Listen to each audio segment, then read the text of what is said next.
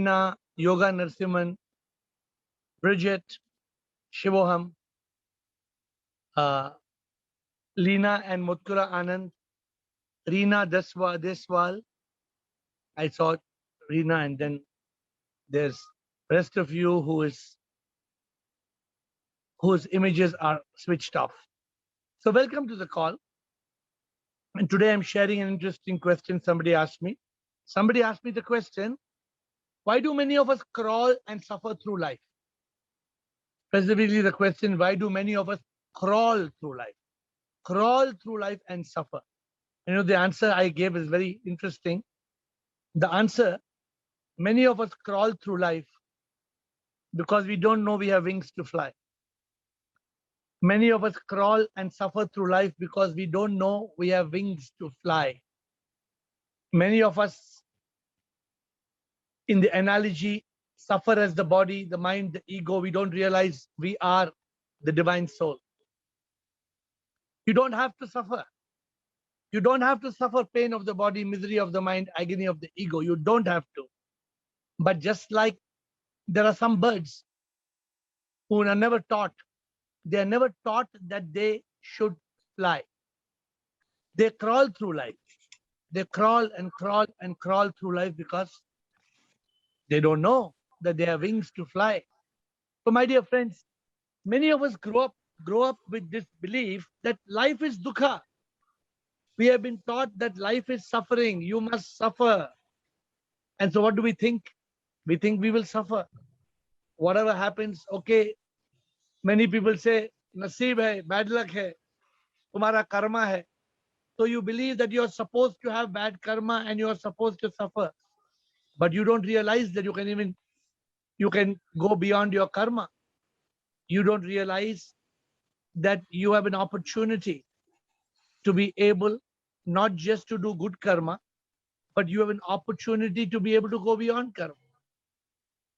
So therefore, the message I give you before we start asking questions is this. One new gang is coming. So the message I ask you is this, is, my dear friends, do you realize that you have got wings to fly? If you do, you don't have to crawl through life. With that note, I would like to open the session to Ask Air. Administrator has set out a new system. She says, first, those who are live on video will be given the first chance. The second are those who are on audio, whose image is not seen, so we only hear the voice. Third is the people who sent written questions. And then the final is people who ask questions on social media. Some of them are watching on Facebook and they are listening to the questions on Facebook, but they will be given fourth, or they give the question and then they come on to watch the recording later to hear the answers. So with that note, I am opening the question answer session to those who are first live. Administrator. So there are a gang of people trying to, I don't know what pleasure they get to come to Ask Air and trouble. I just don't understand what thrill they get. But some people are like that. They don't have any other thrill, so then this is the thrill. So so don't worry, if somebody tries to attack, we'll take them out in 5 seconds. So don't, please ignore it and we will not lose attention. Jyotri is asking a question.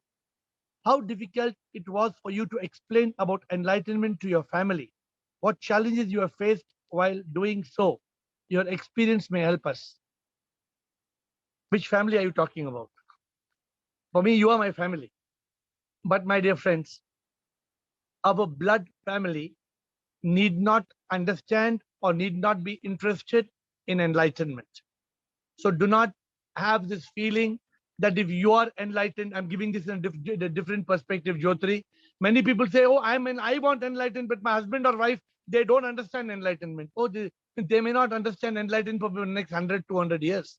They may not understand enlightenment for the next, right? Takes janmas.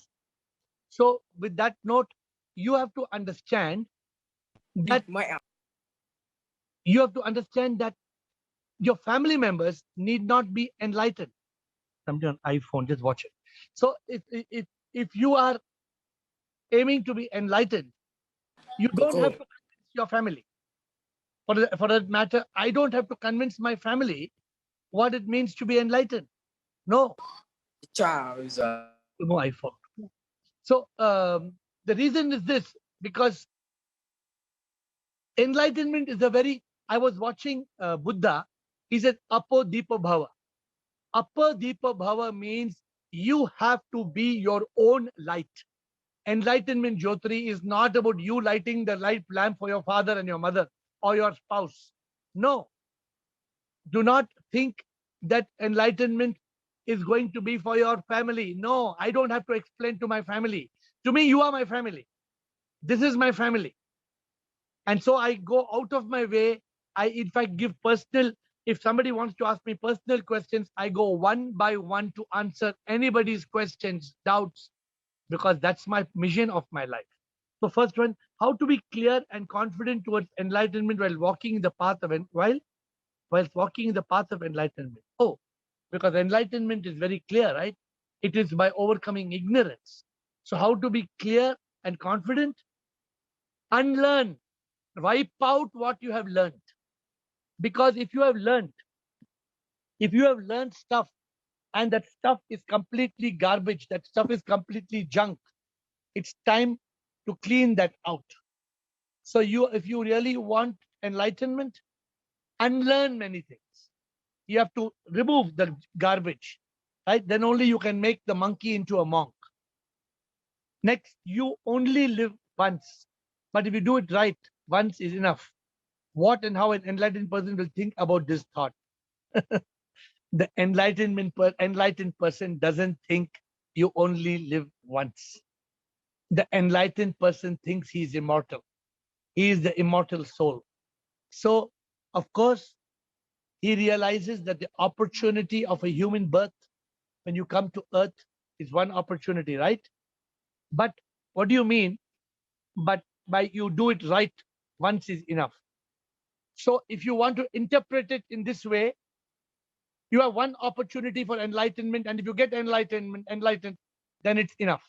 So if you want to view this quote in a spiritual way, you can. But what do actually people use this quote? This quote is actually meant for what people say, "Arey maja karo, maja, maja karo, maja, maja karo. एक ही जिंदगी है, मजा करो, मजा, मजा करो." ये क्या मजा करो? Lot of people say मजा करो. क्या मजा करेगा? Because maja karo is not a way to, you think maja karo is all, that's all. Then what about maja karo? Fir saja bhi milega na. So maja ke baad saja. This people don't understand. So Jyotri, that is, we have to understand in what context you are to read the quote. So if you read the quote in the right context, then it's fine. Social media. Okay, the next question is from Satish on Facebook. Are God and the universe the same thing? We human beings have to use our intelligence to understand the difference between Ishvara, Prakriti, and Purusha. There are three terms in the Upanishads. The three terms, the first term is Ishvara. Ishvara is God. Ishvara, maybe you may call God by any name, right? But then the second thing, apart from Ishvara, he first created Prakriti or nature, the mountains and the seas, the oceans and the breeze. All these are the second aspect, which are non-living creatures. And the third is he created living beings. So is our God and the universe the same thing? Yes and no. Yes, because the universe is nothing but a manifestation of God. But the universe is not God.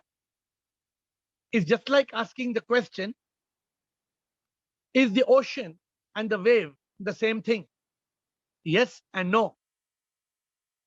The wave can say that I am the ocean, but the ocean doesn't have to fit into a wave. The ocean is much bigger than the wave.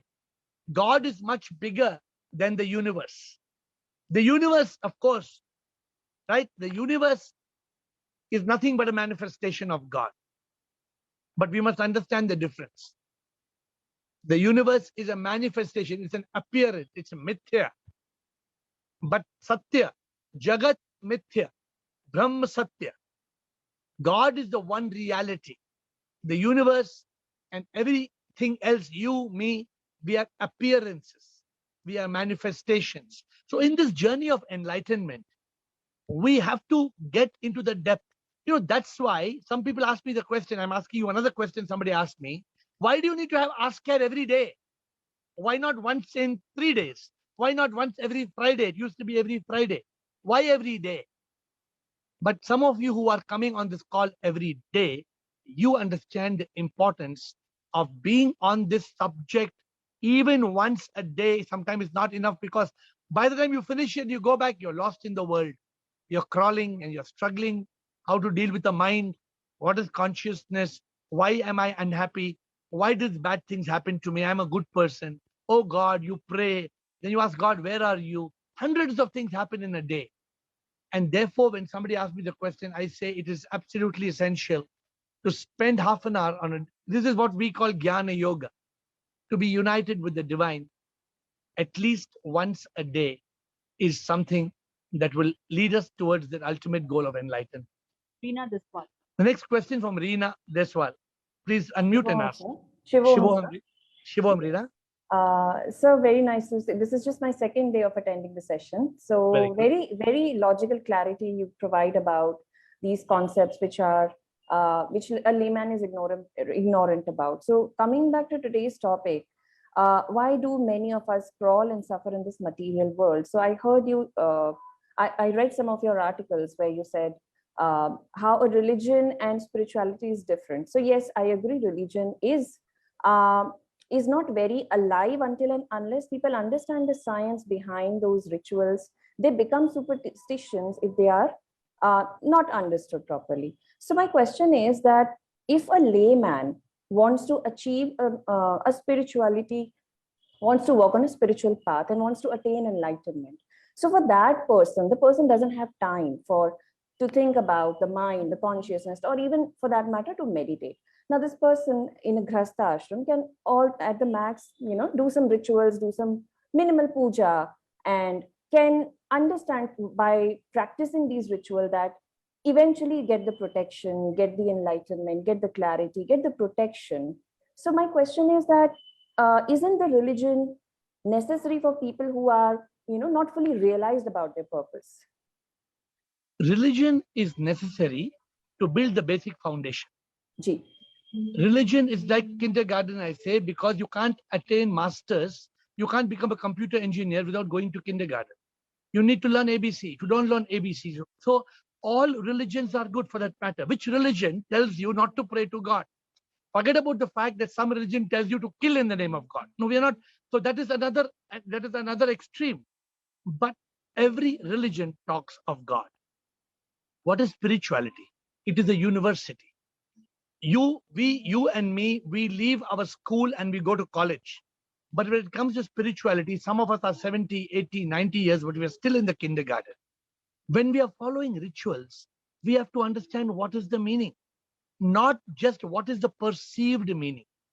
For example, the Upanishads say Aham Brahmasmi, or the Bible says the kingdom of God is within. We are searching for God somewhere far away. But God is the heart that is beating. The power inside us is the Atma, is Paramatma. Now, how will you realize this? Because religion doesn't let you directly come here, because you get caught in so many rituals and superstitions. For example, I think Yoga Narasimhan was on the call, and I hope he shares. His uncle died, he said, or somebody in his uncle's home died.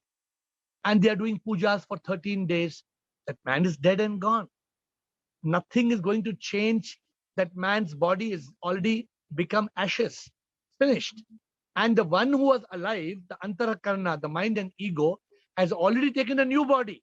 It's already been, the Punarjanam is already over. So what are we trying to do? Therefore, the problem is this, Reena. If we follow too much of religion, it becomes an overdose, and we don't move forward on the journey of spirituality, which takes us to enlightenment. Spirituality has only one goal. Spirituality is not a religion.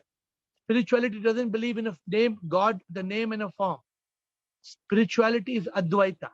Spirituality believes that God is within, that you and me That's why when we start the call, we say Shivoham. Shivoham means I see you as Shiva, or nothing but God. I see each one as a divine manifestation of God. So I hope this is good to start, but if there's any further question, please do ask us.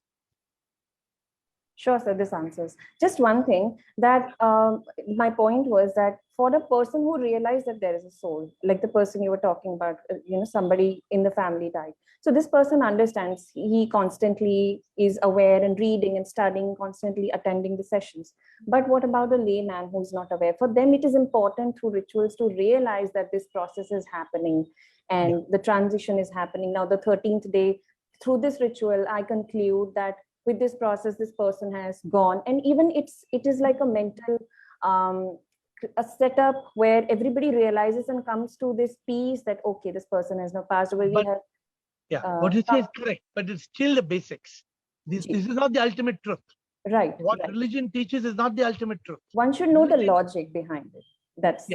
No, the religion will make you pray to God, but none of the rituals are going to take you to God.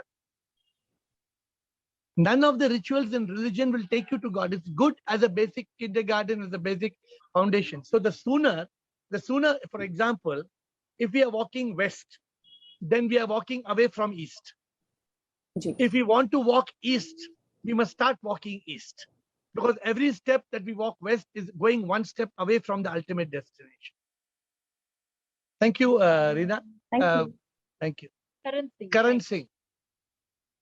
Karan Singh's question is typed, could you elaborate practically how to attain super consciousness? Super consciousness in the material world is equal to consciousness in the spiritual world. So please, let's understand what you're talking about. Super consciousness is for that person who doesn't really know spirituality. So I'm going to answer your question from that perspective. So we know about the conscious mind and the subconscious mind. For example, you're driving a car, right? You're driving a car and you're busy talking on the telephone. Your conscious mind is on the telephone and you're discussing to buy a share or not to buy some shares or to some important business transaction. But you're driving because you're driving through your subconscious mind. You've driven on this route 100 times. Or sometimes you're walking on steps. You are not looking at the steps and walking. You're walking up the step because you walked 100 times on those steps. There is conscious, there is subconscious, and there is unconscious. When does one become unconscious? When we fall asleep and the subconscious mind stops dreaming. There are no dreams, then you have got deep sleep. It seems you're unconscious. What is super conscious? Super consciousness is the ability to take your consciousness to a higher level, to be able to have what is called sixth sense, telepathy, hunches, creativity. And that is nothing but spirituality's consciousness. When you realize God is within the temple of your heart, when you are actually living as the divine soul, you reach that level of consciousness. At that level of consciousness, you can have a telereception.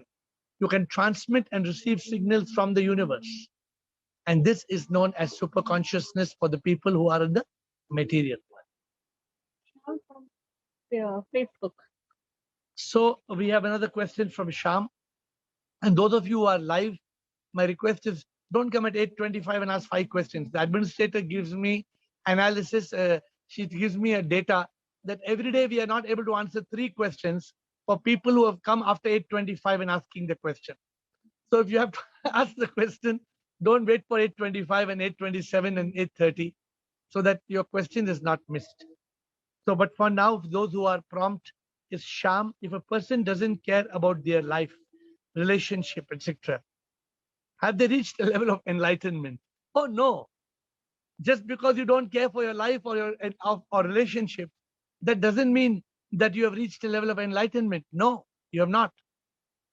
It is when you find the divine in every relationship. It is when you find that your life is a life not of the body and the mind and the ego, but a life of the divine soul. Enlightenment is not just being a renunciate. Many people think, oh, what is enlightenment? You become a sadhu. You start to eat no food every day, just drink water. Or some people say, I'm only having coconut water for the last 3 weeks. I'm only living on coconuts. Will I reach enlightenment? How will you reach enlightenment? No, I'm only eating coconut and drinking coconut water. So you are not going to have enlightenment. You're going to have a gastro surgery. Very shortly, you will have a gastro problem. So the problem is that we are ignorant about enlightenment. That's why this Friday, we are going to be talking on the enlightenment grid. How to reach that level of where are you? I am not going to evaluate. You are going to evaluate yourself. I'm going to give you a grid this Friday. Last Friday we started, but this Friday we will give you the grid. And in that grid, the question is, you have to try to understand where are you on that enlightenment grid. Are you at that level of ignorance? Have you gone beyond understanding that you're ignorant? Where are you? How far are you? So we will be talking about this on Friday, and the Friday call, is not at 8, it's at 7:30 because we have a discussion at 7:30. And so, my dear Sham, don't think that if you don't care of relationships, if you don't care of life, you will be enlightened. Enlightenment is switching on the light, is overcoming ignorance. It is realizing the truth. It is understanding the meaning of death and life. So that is enlightenment. Can we start? Next question. Karthik, your next question from Karthik, please. Sir, Shivoham. Sir, Shivoham. we will get enlightened based on our experience, realization like that. Based on experience, we can tell that we can be enlightened like Buddha got. Enlightenment is, aha, wow, it's a flash. So somebody can be trying to get enlightened for 30 years and somebody can do it in 3 months. Enlightenment is not a course that you can learn in college. That is why in enlightenment, you need help of a guru. Some people don't attain enlightenment for 20 janmas.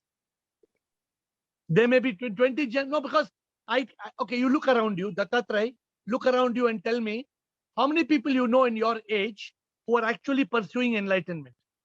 Many or very few? How many people, Dattatray, in your friend circle, can you please unmute and tell me, Dattatray, how many people are actually in your friend circle, in your group, are seeking, like you are seeking enlightenment? How many of your friends are seeking? Very few. Very few. बिल्कुल लाखों में एक. Good. Excellent. Yes. So सदगुरु है एक one happy thoughts के वो सरश्री है ना, वो I think he is an enlightened person. Who's that? Sirshree उनका नाम है, और तेज ज्ञान फाउंडेशन. अच्छा. हाँ, वहाँ पे वो चलाते हो. I think he is an enlightened person. and बिल्कुल जैसे रविशंकर वगैरह है ना, few in India 2-4 person होंगे. So no comments. I have no comments on the names you have given because I don't know those people directly. But Okay. all I say is that an enlightened person gets enlightened at a time, at a point which cannot be justified or explained. A person who says he's enlightened may not be enlightened. A person who doesn't say I'm enlightened may be enlightened. So Karthik, so therefore it happens in a flash. And any more question, Karthik? Means, sir, it happens based on our experiences. No, not your experience. But how Buddha got, sir, like that? Buddha went in quest. Buddha went in a quest, in a talash. He went. Have you seen the life story of Buddha? Have you watched? It's there. I think it's, what is the name of the serial? Buddha is there on YouTube. The serial is there on Netflix. Have you watched the serial? I think, was it BK? Who has watched the Buddha serial? There's a very beautiful serial on Buddha and talks of his entire life story. I'm forgetting who's the producer, but it's a serial, 52 episodes. And he shows you how Buddha goes from one guru to a second guru to a third guru to a fourth guru to 10 gurus. He goes from one to the second to third to fourth. Correct? So with that note, Buddha attained enlightenment, but it's not that. So do you think any king who leaves his kingdom and follows Buddha will get enlightened? No, it's not like that. So enlightenment is a blessing. Enlightenment needs the grace of the divine, the guidance of a guru. It needs what is called vairagya, vivek, shat shampat, mumukshutva. It needs a lot of effort. And then only you will be able to reach. Next, Karthik, anything else? No, sir. Thank you. Thank you. No. Alok, Samita says a mistake. Alok, Hi, Shivam here. Shivam, Alok. Yeah, so I have a question. So I have been enlightened since 2012, but I want people to know that I'm enlightened. So how do I go about that? Just put a bulb around your head like Guru Nanak. So if you say you Because because I'm trying to tell people it's the most simplest thing, but they don't realize it. They think they have to pay Sadhguru, they have to pay all these other gurus money and everything. So unless they don't pay, they don't realize that it's the most simplest thing to get. So Alok, the first thing that we need to do when we are enlightened is to not to tell people that we are enlightened. That is the first thing that we should do. But that's how these gurus get people, right, to follow them. No, but are you telling me that all these so-called gurus are enlightened? Is what you're trying to tell me, Alok? No, I'm saying they keep preaching it so people follow them. I Yeah, don't but preach so people don't follow me. No, but if you just analyze what some of the gurus preach, it makes no No, sense. No, they're definitely not enlightened. I think Shri Shri is enlightened. Sadhguru is not. No, let's not make any comment on anybody. That's not our business. But all I'm saying is that anybody who portrays themselves to be a guru is not enlightened. An enlightened person doesn't try to say he's enlightened. The first principle, right? What is our goal? Our goal No. is to share our realizations. Exactly, that's my point. I want Yeah. to share my experience with people, but they don't. You share here, na? You have got the opportunity here. You share every day. Now let's start now. You share something now. Switch on your camera and start sharing now. Actually, I'm driving right now, so that's why my camera's off. So tomorrow, should I give you the 30 minutes? You will give the speech tomorrow? It depends on what's the topic about. I don't mind actually. So whenever there's a question and you would like to share your views, we are happy to listen to your views. Absolutely. Okay, so tomorrow, hopefully you will not be on video. Then we'll catch you on this. Done. Next question, please. FB. Next question from Rachna is, which one is more effective? Listening to mantras or chanting mantras? Listening to mantras and chanting mantras are both effective in their own way. For example, you're listening to a mantra in silence. Asato ma satgamaya. You're just listening, but you're consciously absorbing the mantra.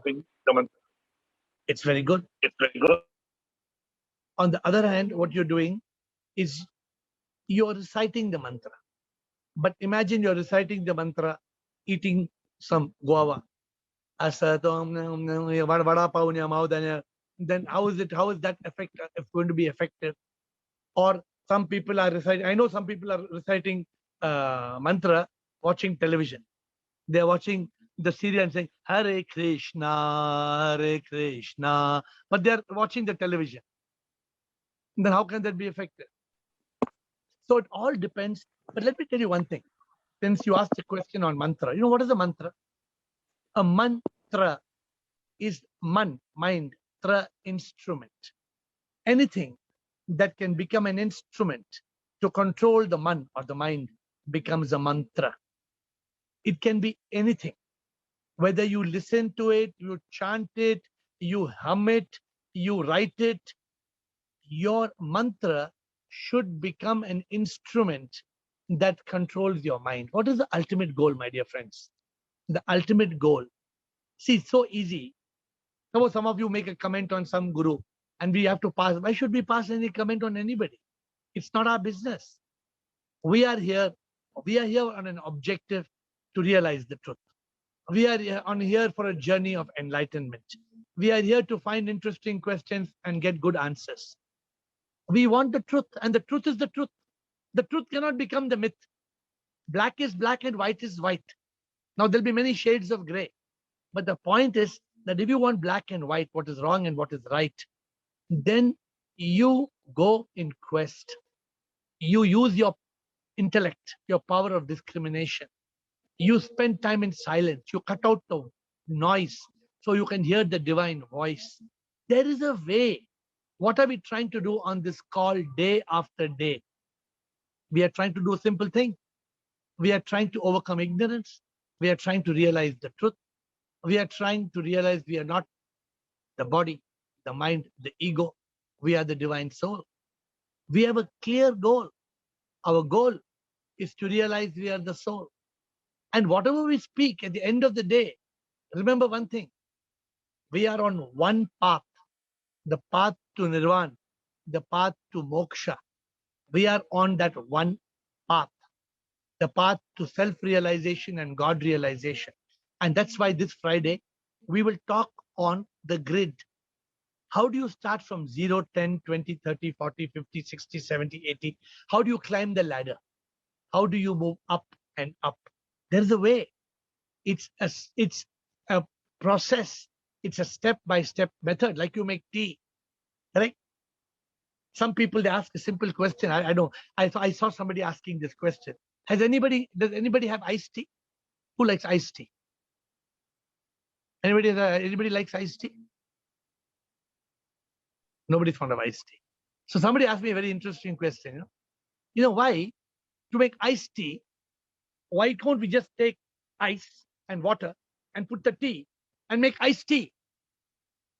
Then the expert gave the opinion, you can't make iced tea like that. Tea only gets made into tea with boiling water. You make hot tea, then the tea gets made, then you put ice to make it iced tea. I didn't know. This was a conversation between somebody having iced tea and then a person who makes iced tea. Saying this is the right way to make iced tea, because in ice the tea won't happen. The process is to make boiling tea and then make it cold. So my dear friends, we have the last question, I believe, from Nishu Mathur. And every day we will try to walk in this direction of enlightenment by having both interesting questions, people who can give answers. Sometimes we have amazing inputs from members of this group, amazing inputs. And I bow down to all of you who come to this call with humility, with that simple devotion and passion to contribute to this call. Nishu Mathur, can one experience a flash of enlightenment and not know that is a flash of enlightenment at that moment, but realize it later? Nishu, can somebody switch on the light in the room and not see the light till 1 hour later? You are reminding me of the tube light. Once upon a time in our Zamana, we used to have tube light. Sanjay Das, you remember tube light? Tube light, when we switch on, dang, dang, dang, dang, dang, dang, dang, dang, then it used to come on. Nowadays, with digital technology, do we have tube lights? There are no more tube lights. They're all LEDs and all type of lights. When you touch the button, the light comes on. So Nishu Mathur, what I'm trying to explain to you, the moment of enlightenment is such a flash of light that you will be blinded, that the entire darkness will disappear. How can you realize it later? You can't. Enlightenment happens in a flash. It's like saying, is it possible that I look at the thunder and lightning in the sky and then I realize after half an hour that there was thunder and lightning? No, there was thunder and lightning and you saw it and you felt it and you experienced it in that moment, not after half an hour. When somebody told you, half an hour back there was thunder and lightning, you say, oh yeah, actually I think there was. Then it was not there at all for you. Enlightenment is that moment where you switch on the light. You overcome ignorance. You realize the truth. And you are transported from a material world to a spiritual world. My dear friends, remember this. I think the opening question was very interesting. Is enlightenment meant for everybody? If Ashok Chotwani is listening to this call, does it mean all his family members also should follow enlightenment? No way. Ashok Chotwani will tell us in one word. Ashok Chotwani, does everybody in your family also follow the same thing? Ashok, what you are following? Yes or no? They are all following the same path? Or some are? No. Little bit. Some people are following, little bit they are following. It is not actually possible. Enlightenment is not meant for everybody, my dear friends. You are lucky. You are lucky. I know that a family like Leena Anand, Matkula Anand, even their children try to listen and ask questions. But not, I don't know how much time it will last. It all depends on each one's interest. And it is up to us to be grateful to the divine for putting us on this path. And we should keep walking. Like some of the ads say, of course, I'm not promoting that ad, but you keep walking onto the path till you reach enlightenment. And with that note, Shivoham to all of you. See you tomorrow.